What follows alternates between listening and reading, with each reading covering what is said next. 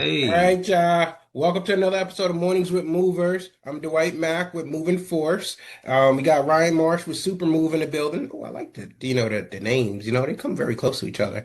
Um, and yeah, we're here to drop another episode and talk about why it's been so dead in these Facebook communities. And I haven't really been able to gather any data because it's just like everybody's been quiet. Like the admins. Obviously, it's always been known that admins post more than, the people in a group, but it's been extremely dead out there. Like, I'm like, geez, let me put my ear to the ground and see what's going on. And I'm like, there's nothing out there that people are posting. It's either people are super busy or just waiting. people are busy moving. I just saw in the one group, I think it was yesterday, people were asking how their May's shaking up or shook up a little bit. And I think the entire thread, there was like 18, 19 comments. Everyone was like, "Hey, record May.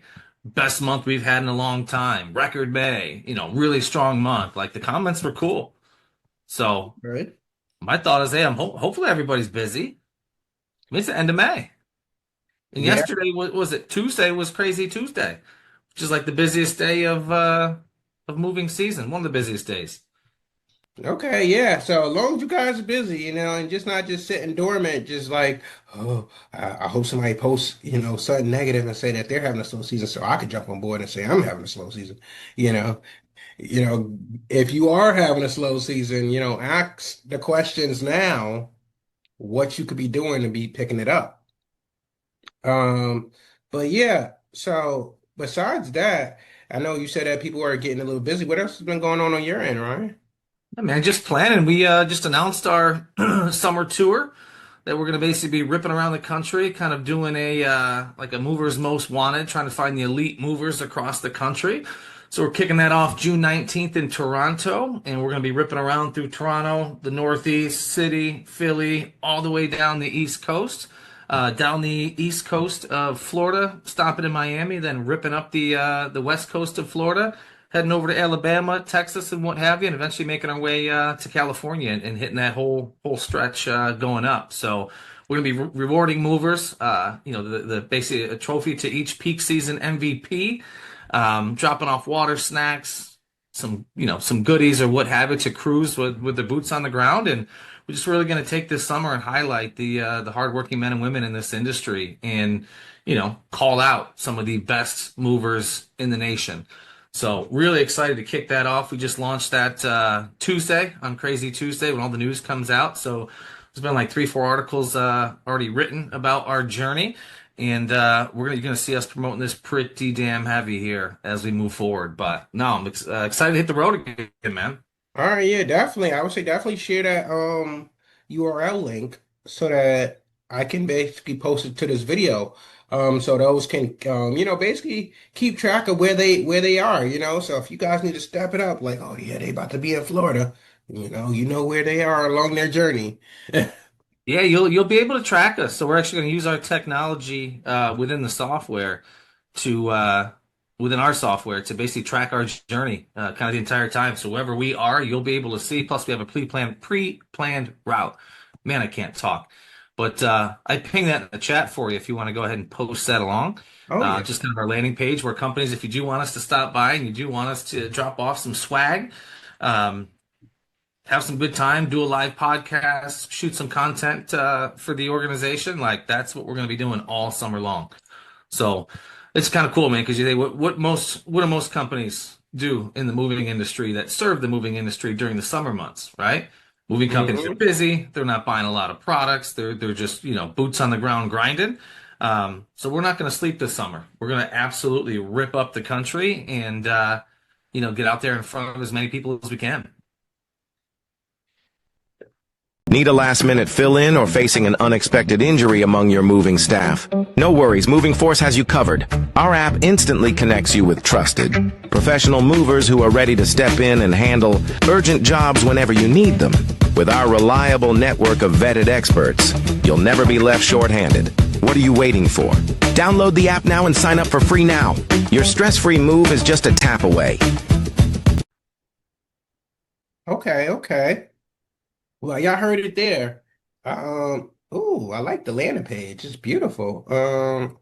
I like but you scroll down to the bottom, I think it's pretty cool. It's got the Supermove logo and the Elite Movers Wanted moving across the bottom. I saw that this morning. I was like, man, that's pretty sick. All right, so we're gonna share this with y'all because we don't want y'all to just think that I'm just looking at something weird now. That's a cool Um, page. Yeah, I mean, you can sign your organization up. It'll ask you just a couple questions, and yeah, we love, long as it's in route, we'd love to swing by, say hello, jump in the Super Move van. We're gonna unveil the van, so we have a custom wrapped 2500 Mercedes Sprinter van that's huge.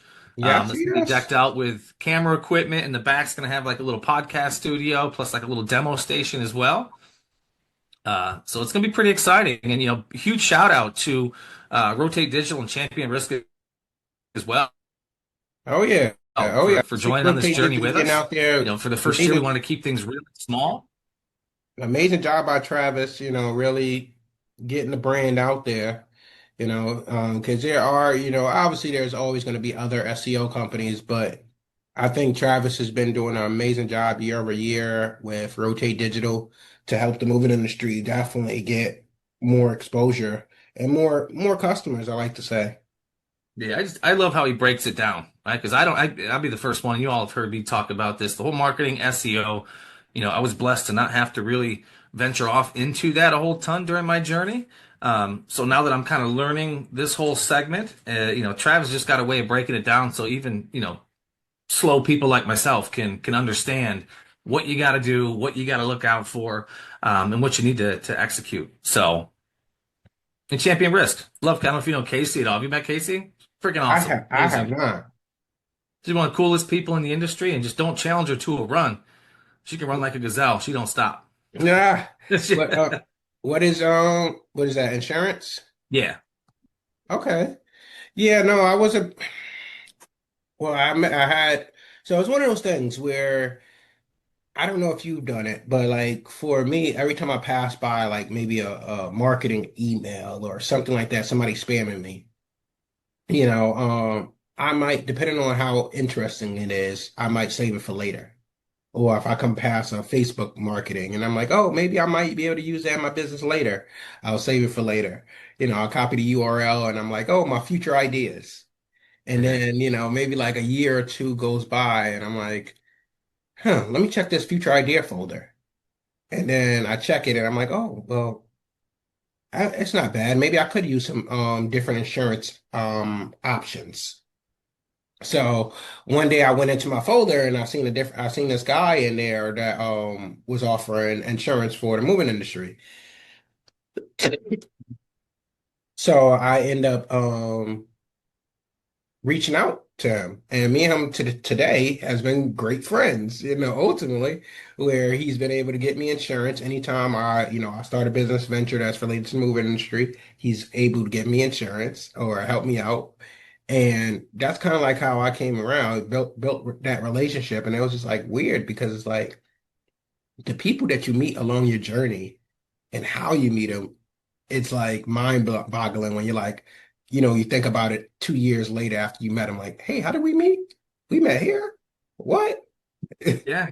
I'd say one of my best buddies in the industry, Tim Wicker from Republic Moving and Storage, like literally how we met was we were in it was 2023 at the CMSA. Those were my first conferences I ever went to on this side of the moving table, we'll say, is not a mover, but is a vendor at this point.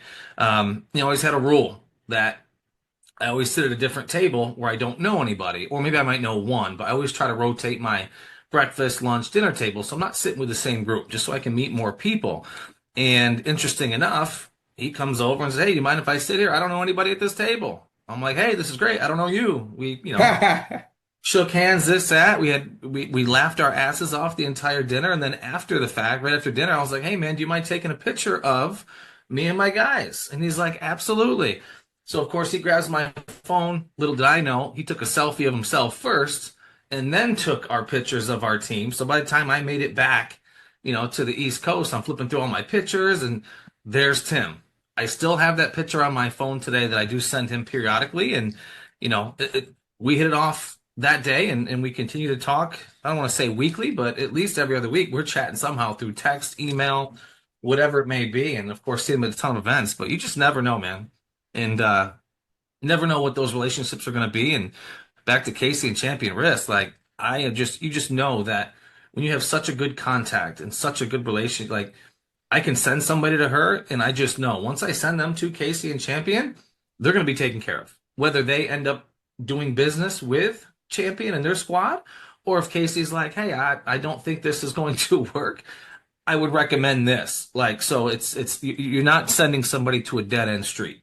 You know, you're sending somebody to a place that has options, a place that will spend the time with you to learn a little bit more about you, and then basically put you on the right seat in the bus. So, like I Yeah. said, you just never know where you're gonna meet these. Like, met you at a casino in Monticello, man, in the hallway. Never would have thought. Years later, we're sitting here doing mornings with movers. Yeah, Every no. Last minute crisis? We've got you covered. When your moving staff is short, Moving Force steps in. Instantly connect with a network of trusted movers ready to handle the job. Fast sign-ups, trusted network, reliable solutions. Don't let last minute issues slow you down. Help is just a tap away. Download the app and sign up for free today. Yeah, no. Again, you are right about that. That is super weird, especially one of my good friends that I've only met him once and in person, and it happened so randomly because I was looking for leads, like lead providers or so like that. And it was like I forgot the name of the company at the time, but I thought it was this company that I was calling. So I called and I was like, "Hey, are you a lead provider?" They're like, no, but we're a mover or whatever the case is." And I was like, "Interesting. Okay." So I just started randomly talking to him or whatever the case is, and we just built a friendship. And next thing you know, all these years, like we're still talking. He's a long distance guy, so he just focuses on long distance, pick up pieces here and there, and just drive it around the country. And we just built a friendship just off of a random wrong call, yeah, and you just never know. you never know. And I look at like Alex and Dean with Mission Disrupt, right? I met Alex, and you did too, over at I don't know which event it was, one of the New York mini events. Like, Yeah, yeah, and yep. I just had I've referred some folks to him. He's taken those folks and doing some really cool things with them, which is cool. He's referred some folks over to me, and we just had just a random touch base call last week where we just shot the shit for like 20 minutes. Hey, where they're at, where we're going, where we're headed, what summer going to look like, what are you doing? Um, you just never know. That's why I love meeting people. My wife hates that though, because everywhere I go, even in town, like I always talking to people, always saying hello, always asking weird random questions, and she's like, just shut up, leave them alone. Like they don't want to talk to you. And it's like, Yeah, you never know who's on the other side of that table. You never know what they do, where they came from, never know where they're at in life. I think that's the other thing too is I know me personally, like going through some of the things that we went through with our son, like I hid a lot of that stuff. Like nobody had a clue when I was out in public, all happy, this, that, what have you. Like a lot of demons going on, right? And those random people that would come up and just say hello, give you a high five or whatever, like truly made my day. So you never know where somebody is mentally, financially, where they're at in their job, how they could assist you, or more importantly, like how could you potentially assist them? yeah, Whether it be personally, whether it be business, well, you just never know, and I tend to err on the good human side of most people in this world are amazing creatures, just amazing, right? Versus I know a lot of people think that most people in this world are terrible. Is glass half full or glass half empty? And my glass is always full, I try to say. yeah. And it's weird because I get what you're saying about that. How nobody knew about what was going on or so like that. And I think I faced the challenges of that because like I try to have my profile. I was trying to have my profile, like say on Facebook, like public, so that basically I could build my business followers. But the thing is, it's also a personal profile. Yeah. And you just never know who you're dealing with in these world where some people are crazy, some people are stalkers, some people just, wanna like really search what's going on about you. And I was like, geez, okay, there needs to be a separator. Whereas like some people just never like if they got a profile like that, some people really don't post, a lot about personal. They post more business related stuff. But I'm like, well, it's a combination. Well, if you got your family on your Facebook, well, they want to know what's going on with you personally, not business wise. So it's like I'm not one of those to create two, three, four, five profiles. I'm like, oh well, here this is No. my personal, this is my business. So Actually, initially, and this is why if you look at my name on socials, minus LinkedIn, right? It's just my first and middle name. Because initially, when I set everything up, again, family full law enforcement, right? So last name, it didn't necessarily want it on there just because of certain things. We'll just kind of leave it at that.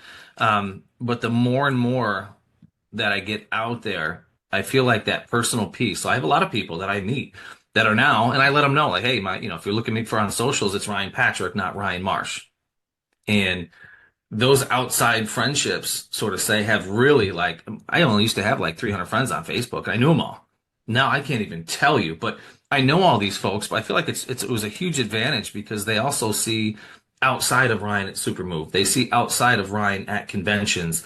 And what they do see is like my audio matches my video. How I act and treat people at conferences is the same way I act at home around my family and around my friends. I don't change. I don't have this button that I turn on when I go to conferences and act all ooh, and then I come home and I turn it back or turn it up. I'm the same whether you get me here, whether you catch me at an event or you catch me at a family reunion. Like you're gonna get that same Ryan. I feel like that's truly helped me relate, growing relationship wise, because there's not this phantom Ryan out here and then there's the family Ryan. No, that Ryan's the same damn person. Whether that's good or bad, like yeah, what you see is what you get. So I've learned to embrace the people that do come into my personal page. But I also don't post a lot either, right? I'm on there. I use it for more stalking purposes, to be honest with you. yeah. But I don't post a whole ton, some celebratory milestone pieces or things like that. Some hockey games with the kids, sure, but I'm not one that's on there typing books. I can promise you that one. I hear that. And yeah, I try to keep away from that as well. But, again, when people tag you or, whatever the case is, and you're like, geez, they tagged me in something personal. Now, obviously, everybody's going to see that tag or whatever the case is. And you don't want That's to why get that. I approve. Now I do have some settings that are changed. Like you can tag me, but until I approve it, it's not showing up on my page. So I can either hide it or say, yeah, I'll do that. Because if I get tagged one more time with 56 other people with some Ray-Ban sunglasses, Oh, geez, yeah. not doing that. No. Or that, oh, did you see who died post? Like, no, no. Yeah, That's no, not happening on my end. no, sir. Now, did you talking about those Ray-Ban glasses? What do you think about them? Actually, my brother has a pair. I got to play around with them for, I don't know, when was it? Like, I think it was in February or January. Went to a Dallas Cowboys, Dallas Stars game down in Texas. A little Christmas present for the family there, and he whipped these things out. And me wearing any type of glasses, like, kind of gives me a little bit of a headache a little bit after a while. But I tell you, putting those things on and just having the music pump, like I was just, I don't know how to say it, but it was pretty cool. And then actually recording me walking around the hotel room, like the quality of that was pretty sweet. I can see how that definitely could potentially be used in the industry. Um, but even a step further than that, I mean, I see the day when like we're doing surveys with, VR. Like I Mm. feel like how can we not there's got to be a way to do that now. There has to be. Customer puts on their piece, their Ray-Ban glasses. I have my Ray-Ban glasses on, or I'm looking at the computer and that customer's just walking through the home. Only problem is hopefully they can keep their head straight instead of people doing this all the time. I get a little bit dizzy, but Oh, I yeah. thought they were cool, but not cool enough for me to.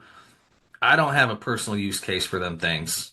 Mm. What I do think is cool though, I guess would be is when you're doing a lot of these things, you're going to a concert or you're going to a game or doing whatever. On the family side, you see so many people that are watching everything through the lens of their phone. They're recording their kids blowing out candles and like they got their hands on their phone. Like now you can just have the glasses so you can actually watch, And not miss a moment. That's the not goal. miss a moment, but still capture it, right? Hmm. Hands free. not miss a moment. Capture, I think, is a pretty cool, and I'm sure there's millions of use cases for this thing, but I just haven't found anything yet where I'm going to go out and spend $200-300 on a pair of glasses. Well, it's a long-term investment. It start, and then, of course it'll probably get better and better as it goes along. But like you hinted on, it's a really great feature, especially once they get to the point of being able to do live feed with it. I think that's going to be a great feature because now let's say that, your mover wore it to a move job, your lead. So now as he's going through the house or whatever the case is, now of course you got to get signatures from the customer, letting them know that, hey, we are recording or whatever the case is to make sure that, efficiency and everything else goes along. They don't need to know. No, I'm just They need to kidding. know. So when they do the walkthrough initially, that live feed is being reported back to dispatch. And then, now as they move throughout the job or whatever the case is, again, they're wearing the glasses or whatever the case is. Now, again, could it be very intrusive? Yes. Because now what if your guys, obviously your guys ain't gonna always, not every guy is gonna be a stand-up guy, whatever the case is. So, there's guys that's gonna be probably slacking, and now, oh well, hey, we got the live footage. We seen you slack, the other guy's slacking. So now, Accountability. and so now you're kind of like nitpicking at your guys, like, guys, we're out there with you. We can see exactly what you're doing. So now, again, now it becomes little internal issues, but again, that can all be worked out. Hey everybody, my name is Dwight Mack with Max Moving Training. So we're going to be doing a move and a pack today. But before we go in, there's just 10 basic rules that we just need to know before participating with this service. So number one, understand moving is a very, very stressful thing. The customer, they're uplifting their life from one location to another. They're having to call all these vendors and get all these suppliers in place so that basically they can make that transition. So their stress level is at the highest right now. We need to be a service provider that comes in and basically keep that stress level mitigated or very low. Come in as professionals and do our job the way we know how to do our job so that this customer is less stress during that move process. Number two, be on time. First impression is everything. You guys showing up outside of the window rubs the customer the wrong way. It messes up the rest of the move process. Even if you guys do the best job y'all can do, because one thing was off, this customer's mood is just off. Go up and beyond, be there before the time, as long as they're okay with it. Look at it as kind of the same thing as when I remember we rolled out Samsara in the trucks, right? We initially didn't let the guys know that, hey, this thing's going to be recording inside the cab, the this, to that. It's also going to be recording outside the cab. It's going to be recording your braking, your speed, your this, your that. We just pop these things in the vehicle. Hey, we're going to, leverage this as to the logs, I forget the exact spiel that we gave them. But it wasn't until that next morning we realized that all of our trucks that went out that morning were all between different Dandy Mini Marts and McDonald's. For 20, 30 minutes prior to a job. So I don't think, and the way we kind of spin this thing, it's not what we're necessarily cheating looking for the guys, but hey, we understand that, you get in an accident. How many times did your moving company get a phone call about, hey, your truck just knocked my mailbox over? And you don't even have a truck in that area. At least you don't think you do. But the ability to go back and pull footage to prove to that phone call that, hey, it wasn't our truck. Yes, we're a United agent, but how many unit group trucks are in our area at this point in time? We don't know. So for us, we didn't kind of leverage it as like a big brother, but it was almost like a safety piece. Because, if you get into an accident in a commercial truck, who are they always tending to fall on? The commercial truck in that organization. Mm-hmm. So the more we had kind of proof that, hey, you were driving correct speeds, this car cut you off, slamming the brakes, which caused you to rear end, not your fault. It's theirs.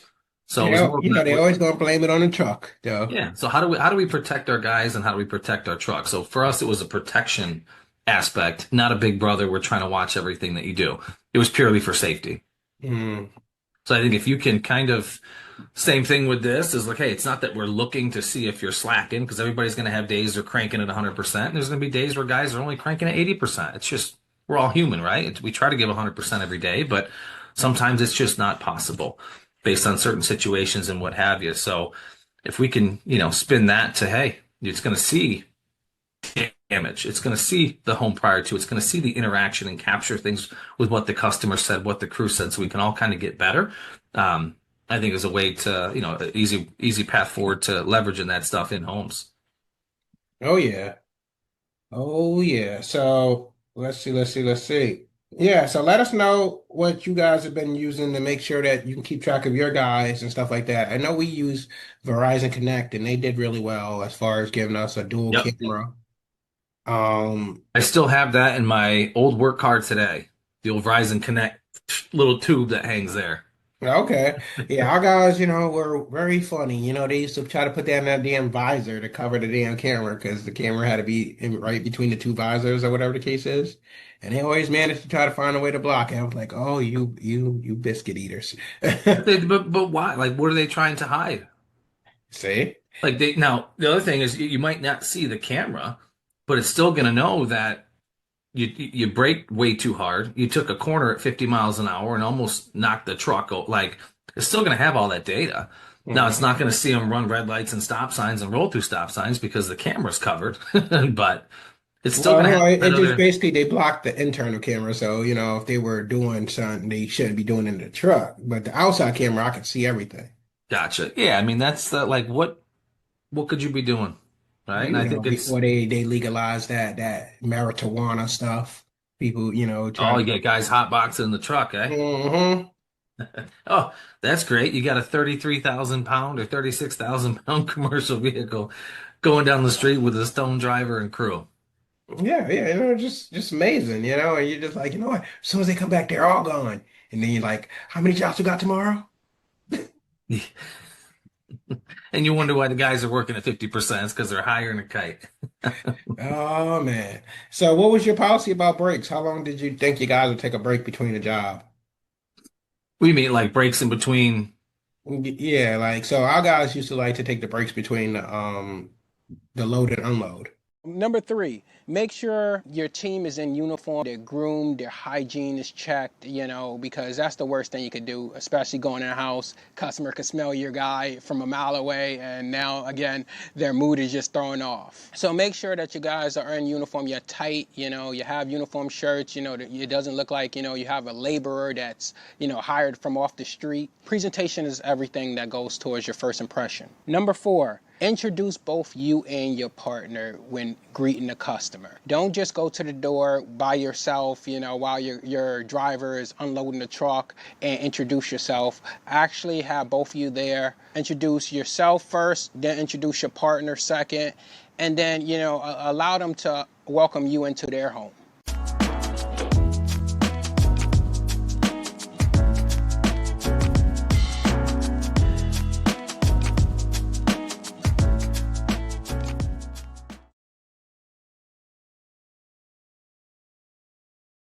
So interesting. We had crews that, we had crews that wouldn't want to take breaks. They just want to get the job done, right? And I think it also depending on the size of the job, it also depending on the day of the week is what I noticed. I noticed like Thursdays and Fridays, guys weren't taking a lot of breaks, right? Thursdays was paycheck day. Actually, we switched it from Thursday to Friday. Um, sometimes guys get paid on Thursday, they don't want to show up on Friday or what have you. But no, I just to us it kind of depended on the day, it depended on the crew. On Fridays, guys wanted to finish up, get that job done, so they probably didn't want to take that half-hour break or what have you. But I'd say most of our guys would, as you say, in between kind of the load and unload on the local, that's where they would kind of take their little break, stop off, grab a little bite to eat, and continue on. But also, hey, if we had a four-man crew and a guy was getting a little tired or whatever, he wanted to take a 10-minute breather, like go ahead. But one thing that we did do, nobody all took a break at the same time. So that job was always continuously rolling. There's nothing worse than showing up to a job site after 2, 3 hours. The whole crew of 3, 4, or 5 is just chilling. Like we tried to cycle those breaks. So So see, always movement.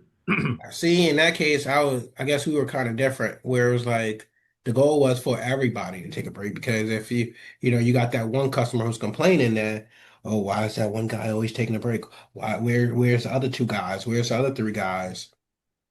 What if you got two guys of the three taking a break versus, and there's one guy, one mover who's just moving stuff by himself. Now the customer's kind of like, oh, where's your other guys at? Oh, well, they're downstairs taking a little breather. Well, that's not right that you're up here by yourself working, so so Yeah, I we mean, I was a non-breaker myself. I didn't like to take break. I want to get the job done. Let's just get the damn thing done. Why put off what inevitably we got to do? Why Mhm. extend this job an additional 30 minutes or 45 minutes and you're taking two, three break? Me personally, I'm not a breaker. Now, I did have plenty of great, great crew members that did need that break, but they probably worked a little bit harder than I did too and needed that break. So, Yeah, no, we had so when I got a day labor and job one day, I took one of those jobs because one of the guys was like, "Hey, I need a guy, I need one guy down in Selkirk or whatever the case is to help unload this truck." And they called my company and I was like, "You know what? It's $200. What am I doing today? I'll go do it. Let me go out there and help them out. Just do an unload. It's an unload. What's it could be that bad." Uh, so I went out there, had my equipment and everything, got there and everything like that. The guy showed up with the big old Penske truck to unload into this mansion. And they were like, so they opened the truck and the truck was full. I'm like, okay, I expected the truck to be sort of kind of full, but it was full. And I was like, all right. And then it was like, oh, so some stuff you're gonna have to dolly around the back because you can't go through the house. You gotta dolly this stuff over here. And it was rocky roads or grass. I was like, oh man, this is gonna be a nightmare going this route. This ain't worth $200 now. So I'm like, all right, you know what? We're just gonna get it done. We're gonna just bang it out. One of the guys tried to have me and another guy carry all of the heavy pieces. And I'm like, literally all the heavy pieces. And I never shied away from heavy pieces, but I'm like, thinking from a business perspective, this ain't efficient. Getting Well, burnt out. if it's three of us, and granted, yes, I'm getting paid, the $200 a day or whatever the case is. You have flip-flops You, on or shoes? oh no, I brought shoes into it. So I was like, you know what? We're gonna spread this workload out, and I don't want to, delegate or whatever the case is, because it's not my company, but I'm definitely not going to be the abused in this situation either, having to carry heavy armoires upstairs with other people that is extremely heavy when it's three of us. Yeah. So, but eventually, so as we was getting pretty good through the truck, I think we had like a third of the truck left. The customer brought pizza, brought all of this food or whatever the case is, and like, oh, you guys take a break or whatever the case is. And of course, first thing they do, oh yeah, let's go take a break. Let's have this pizza and drinks. I'm like, we're on an unload. Let's just finish this. So now I'm trying to finish it, and the guys come back to the truck and they're like, hey, we need you to take a break. We need you to take a break. I'm like, fuck, I don't want to take a break. I want to get this done. Yeah, it's an Yeah, unload. pizza. That's the other thing too. The worst thing you could buy in movers, I feel like, is pizza on a job. Pizza. And don't get me. I'm a huge pizza guy. I love all sorts of things pizza, whether it be gas station, New Haven, New York. It doesn't matter. But when I ate pizza on a job site, man, like I just wanted to go to sleep after that. After those two, three, four slices, I was done. Yeah, two, three slices. Yeah, that sounds about a lot. I I'll do can't. maybe one, and then I I'll can't take a stop. couple of Once I those. start, it's like me with me and pizza is like certain people and Pringles.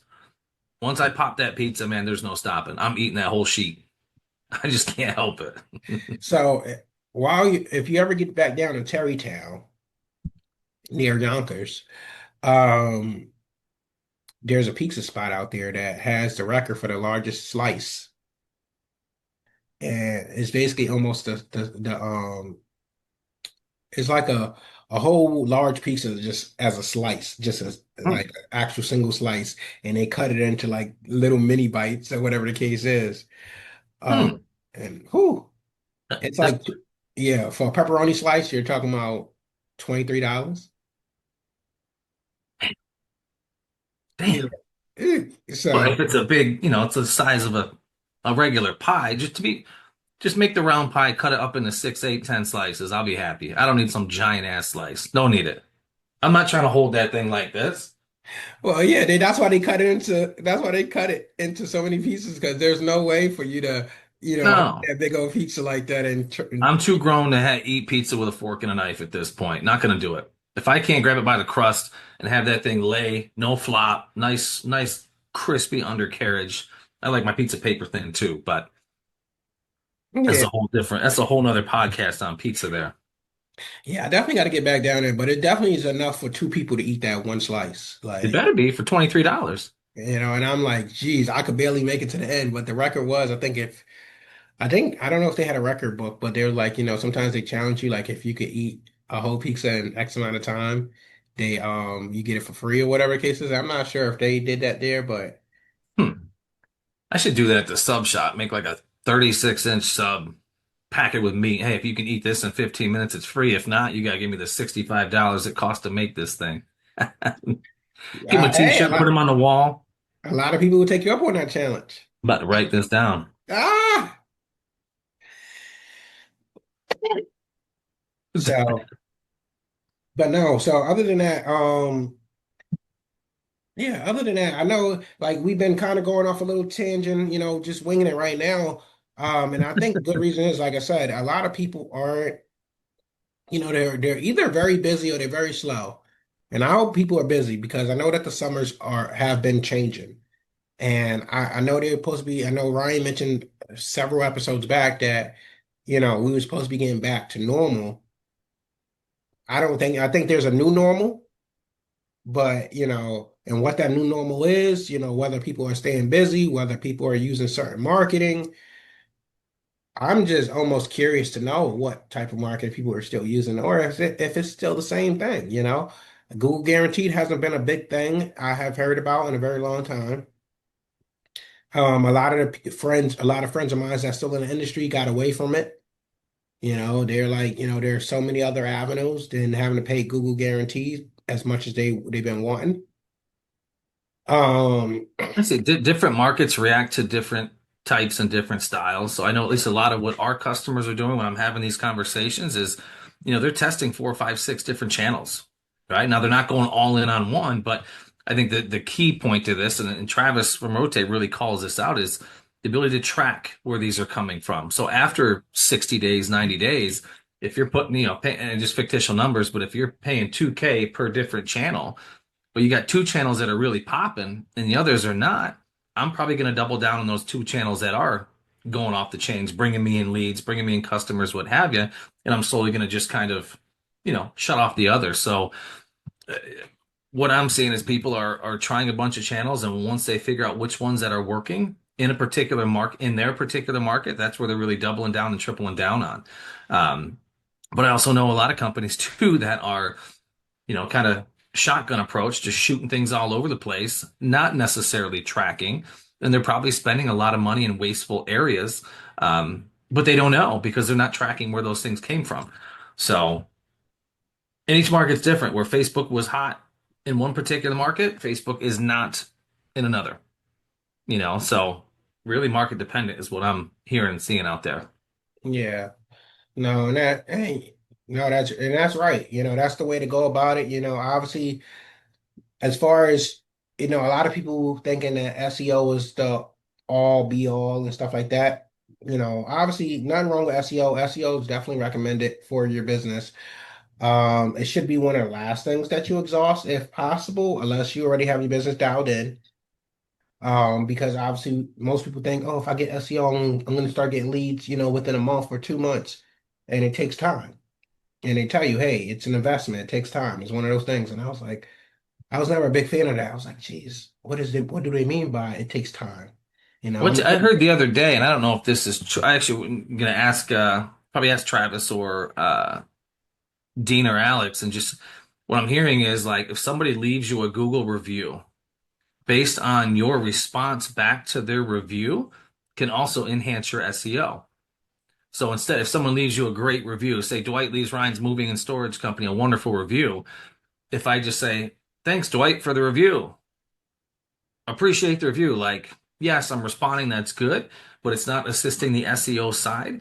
But if I reply back, hey, Dwight Mack, really appreciate you moving with Ryan's Moving and Storage out of Elmira, New York, blah, blah, blah, and using kind of some of those keywords within my response, what I'm hearing is it's also kind of upticks your SEO piece. I don't know how true that is. That's why we gotta add I ChatGPT. want to dig into that a little bit. Yeah, I'm gonna ask Travis instead of ChatGPT. But Well, but if that's I mean if that's it, like, hey, I'm gonna start doing that with mine. I mean, I usually my how I respond to my reviews is, like, hey, Dwight, really appreciate the 5-star review. It was super awesome to, to be able to assist you and your family on your cross country journey or what have you. But I was not plugging in any of those kind of keywords, moving company, city, state, et cetera, et cetera. So be interesting enough. That's something little small little nugget that hopefully it works. yeah, no, that's why I don't know. I consult everything with ChatGPT now, like not to take it at 100% grain of salt, but to just because I came up with an idea the other day. And I was thinking it was an amazing idea, but obviously I knew that it would have to have some huge financial backing. And as an entrepreneur, we're always going to think of the next best idea. We just need to speak to the engineer or the other personalities behind the scenes. So I think Louis Mazzaro, and there's books out there that talked about it where you have three personalities as a business owner. And one of the personalities is the creative one, where you're always thinking about new and better ideas, and that personality won't sit his ass down. And then the other one is like, your logic person, where it's like, yeah, no, that does make sense, but we need to let what we got right now mature and let it see it through. And Yep. then there's the other personality is the one that's just like kind of, I'm not gonna say the negative Nancy, but I think it's kind of the one that don't really want to be, trying to sit the innovator down, like stop thinking about these ideas, stop thinking about these ideas. And it's crazy because, like I said, just thinking about these ideas or whatever the case is, I was like, okay, well, who can I run this idea across? Would it make any sense?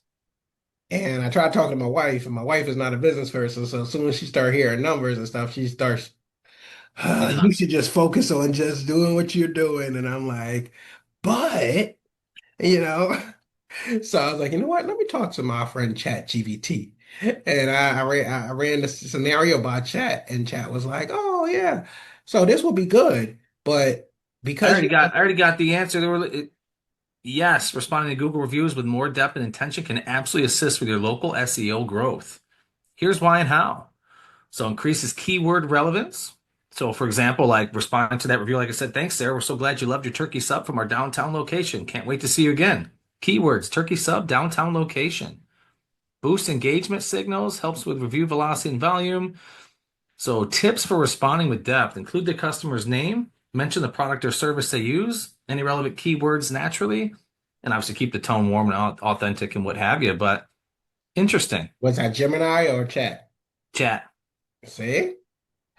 Now Gemini is phenomenal as well. If you have now I don't know if Apple is utilizing Gemini when they do their search, or if it's Apple Intelligence. You have to ask ChatGPT that one. I have no idea. Well, when you do a search on your phone, do it automatically create a message on your Google? And if it's because I know, like I said, automatically it pulls up Gemini. Gemini gives us a response before you start searching. Let me see.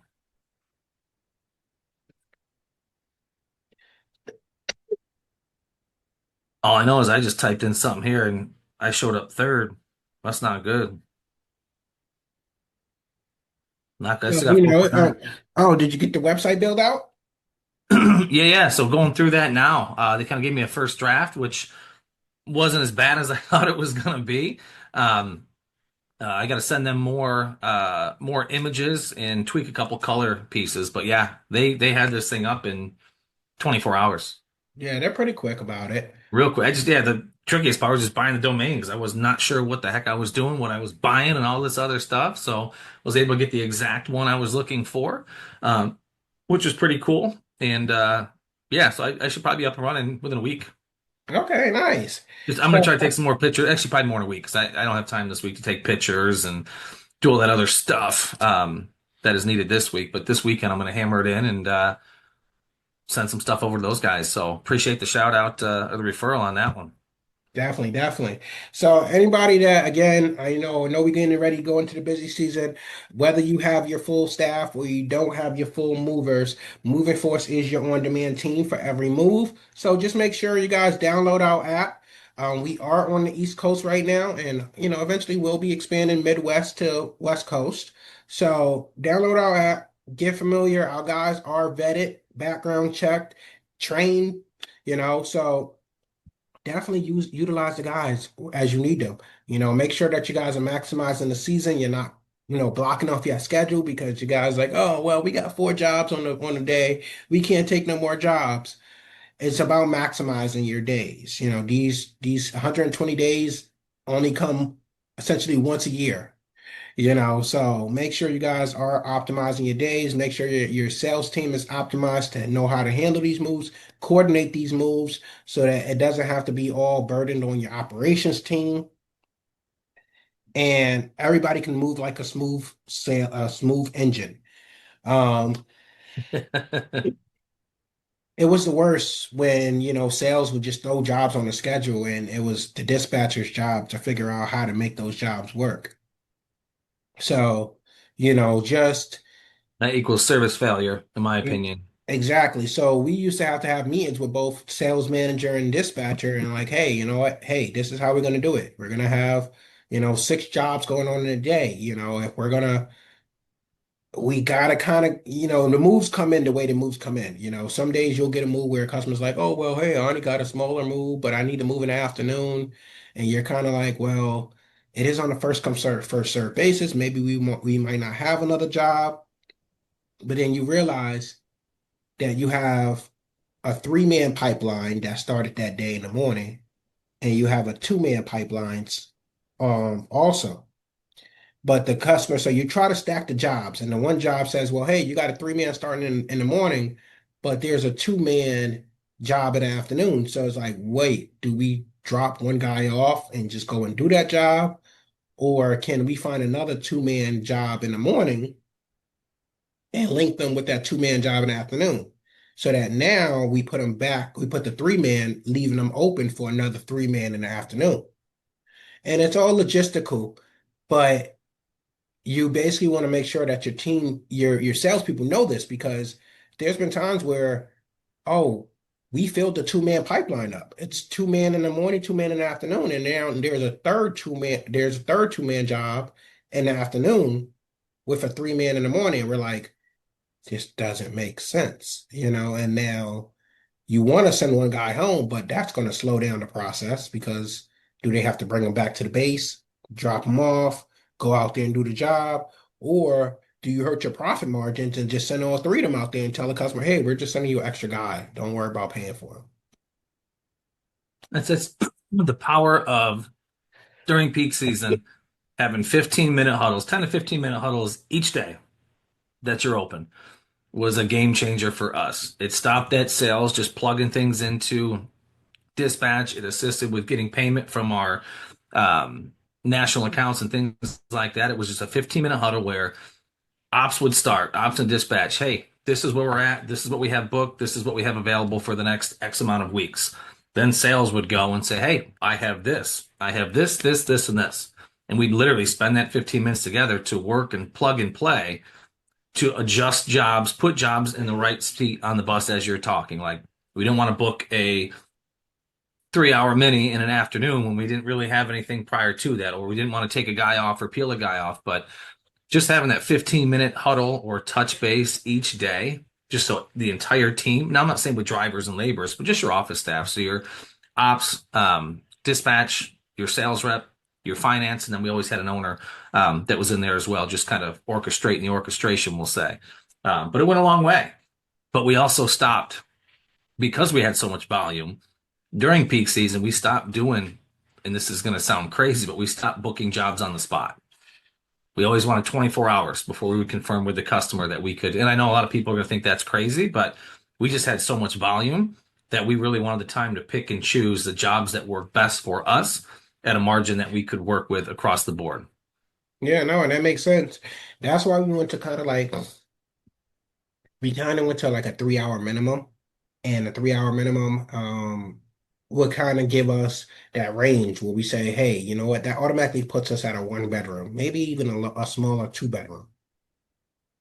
And with our lead providers, we filtered and we said, hey, we only want 5,500 pounds and up, or cubic feet and up.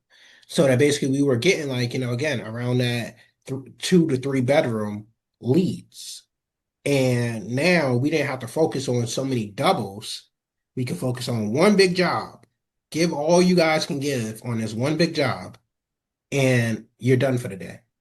Versus, oh, well, you guys want a full 8 hours? Well, we can give you 3 hours in the morning and, 4 or 5 hours in the afternoon. No, the guys are burnt out. The guys, are tired at that point. Now they got to start a whole nother move at like 2, 3 in the afternoon and go into the night and then start over the next day. And it was just like tiresome, you know?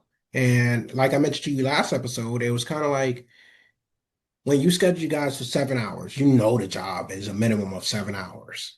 Like your guys might be hyped in the beginning. They might say, oh, well, we getting 7 hours today. We're gonna work a full day, blah, blah, blah. But are they really working, the 100% 7 hours? Or are they trying to skip and get out as soon as possible? How many breaks they taking? Exactly. Like naturally, I've been on jobs where I started a job at like 9:30, 10 o'clock in the morning, and I didn't get out until like 10 or 11 o'clock at night. But Those are, I mean, they happen, but that's like, I just look at the impact on the guys, right, for that day. How are they going to show up the next morning? They don't get home to their family until 10:30, 11 o'clock. And they got to be back in the office at 7 a.m. No, but then the impact on the customer, God forbid they have kids or whatever. You're still in their house at 10:30, 11 o'clock at night. Like, damn. well, shoot, that's because they lied. But and then a No, lot of and this is where I take the different approach is, did the customer heights, or did we not do our jobs as moving company salespeople, whatever, to ensure that we had the scope of work dialed into a T? And again, this is why I catch shit all the time on this, but I didn't give a damn what size the move was. I'm putting eyes on it, whether it be virtual or in home. yeah. There's no surprises. Towards the later years, that's what we started focusing on too. If it wasn't like a 1 bedroom or a studio, we definitely needed eyes on it. And we was just use Live Switch and Live Switch. Hey, send them a video link. There's no Yep. reason why you can't record your home. And sometimes even then, the customer missed the whole room. Oh, no Or, doubt. it's just like, how do you miss a whole? Oh, well, we were going to originally not take that room because my daughter or my son was going to deal with that themselves. But now we realize that it's going. I say if we let the customer guide us, I feel like that's when you have all your failures. That's when you send three when you probably should have had four, or you send two when you probably should have had Yeah. three. So not that I didn't ever take the word of the customer, but I just wanted to verify, that what we're doing, what we're touching, because how many times, I don't know if you've seen it in your market, but there was a couple moves. Oh, just 1 bedroom efficiency. Like, I'm like, oh, that's 4 hours. Like, no need to do a survey. And we get there and it was a hoarder's nest, 8,000 pounds. I sent two guys at a 4 hour minimum. Ain't never going to happen. Then, of Oh, course, the customer's oh, pissed off because you it can't ain't 4 forget. hours. You can't forget the spouse was going to help out in that situation. Oh, yeah, yeah. Oh, yeah, yeah. No, Don't send a third guy. My spouse is going to help. nope. We got asked that a lot. And it's just like, hey, well, I got family in town. They can go ahead. No, no, no, no. Liability pieces. We just need you to stay back, relax, let our team do the work. Love to have your 4 or 5 college kids on this job. Sure. But what happens when there's damage? If I got one of my guys and one of your guys carrying something, he drops his end and it scuffs up your dresser. Is that on us or is that on him? No, Hmm. not And gonna, we not had the even same go that route. situation where one guy he helped one of my movers move a sofa out the door, and the sofa wasn't going, it wasn't barely fitting through the door, and no matter how they angled it, and they ended up like having to force it or whatever the case is to get out the door. Now it wasn't my guy was on the outside end of it, but the customer was on the inside pushing it out. So of course, the sofa gets scuffed up or whatever the case is, and they're like, "Oh, so who's going to cover this?" Well, yeah, I'm gonna have an issue because I will be moving here soon, and I am gonna hire my previous moving company. Hopefully, if they're still doing local moves at this time, to do it. But it will be hard to sit back and watch. I'm gonna want to do something, bring boxes close to the door, bring the I feel like I'm gonna want to help, but I can't. I'm Yeah. gonna try to work that deal out. Hey, please let me help you. So I have to pay all this money. So I tried to do that when I moved into my house. I used some movers. A guy I was networking with at the time, and he gave me a really great deal moving in. So I couldn't, I wasn't gonna resist that because I know how expensive movers are. So his guys came. They were, I guess he considered them like 1099. So however he did it, I don't make the rules. That's his company. So. He basically and his guys ended up coming. They met me where I needed them to meet me. When they came to the house to unload everything, I was going to help them like grab some stuff. They was kind of like, "Oh, stay out the truck. Oh, don't do this, don't do this." And I'm like, "But you know, I'm used to being in the truck. I'm used to grabbing some stuff. I'm used to helping out." And they were just like, "Don't worry about it. That's what we're here for." And I was like, "That's what movers do." Now I understand what Yeah. understand the side of it. It's gonna be hard to sit back on the sidelines and watch, but then again, that's why we're paying, right? That's why we're paying the money to not have to do that stuff. Uh-uh. So, but yeah, so again, everybody, just as a heads up, as we get close to the end of the episode, we are having a reunion episode with all of our past guests. I know you've been seeing me and Ryan a lot, but please believe we had a lot of guests in the past. So, we're gonna have an episode July 10th. It's a Thursday. We actually gonna do between 9 and 11 because we're gonna have so many guests that we can't get it into a small hour. So definitely mark it on your calendar. 7:10, 9 a.m. And we'll be posting, flyers as time go throughout, as we continue to secure the speakers and everything like that, because people are busy. So, but we're gonna try to get the majority of our past guests. So if you guys got any value from any of them before, just imagine just a whole episode of just value dropping. Um, I see Ryan writing on his calendar right now. Um, I'll be on the road. I'll be doing this from the back of the van. So I'll be in motion. Hopefully, got Starlink hooked up, so I got good connection. But yeah, I'll be in the back of the Super Move van doing this one. So it'll be authentic as all hell. Yeah, moving force is gonna get his own van too. As soon as we get up and running comfortably. I think that's been one of my biggest pipelines. Like get one of those Ford Sprinter vans. Yeah, so we got a 2500 Sprinter van, big old high top. And just basically just drive around with that whole brand just on your vehicle, not just, oh, let me just get the door tags or let me just get the side with the white truck. Actually like full wrap. Yep. No, I'm excited to unveil what the truck's going to look like here soon. So we're going to be doing that here in the next 2 weeks. All right, y'all. So we are at the top of the episode. Definitely, I will be leaving. Oh, I will be leaving the link for Supermove and a way where you guys can, track them along their journey down the East Coast all the way to the West Coast. yeah, So, sign up. Sign up so we can swing by, check out the operations, have some fun with you, do a live podcast, shoot some content for you and your team, and just have a good old time. That's it. We're just going to look out and highlight all those badass moving companies in the country. And yeah, love to have you all part of it. all right, y'all. So like, comment, and subscribe, and we will aim to see y'all next Thursday. Tune in. See y'all later.